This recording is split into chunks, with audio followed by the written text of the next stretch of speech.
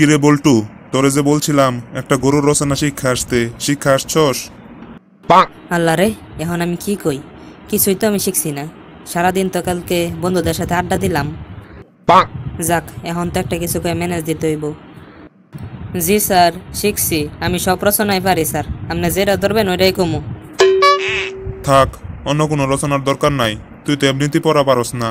জানি না শিখছস কিনা। আচ্ছা, তুই গরুর রচনাই ক। জি স্যার, অবশ্যই কইতেছি।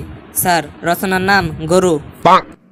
স্যার, গরু একটি গৃহপালিত প্রাণী। গরুর 4টি লম্বা লম্বা পা আছে, একটা লম্বা লেজ আছে। গরু কথা কইতে পারে না। গরু মাঠে ঘাস খায়। আর মাঠের পাশে একটা পুকুর আছে।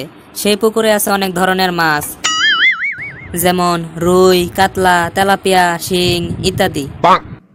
আমরা মাঝে মাঝেই এই পুকুর থেকে মাছ চুরি করে খাই, কারণ মাছ খাওয়া আমাদের স্বাস্থ্যের জন্য ভালো। আর মাছ খাওয়ার সময় মাছের কাঁটাগুলো বেছে খাওয়া উচিত, কেননা মাছের কাঁটাগুলো গলায় বাজতে পারে, তখন আবার ডাক্তারের কাছে দৌড় দিতে হবে। আর সেই পুকুরের পাশেই ছিল রেল লাইনের রাস্তা। আর এই রেল লাইনের রাস্তা দিয়ে বাস, ট্রাক, বিমান ইত্যাদি চলাচল করে।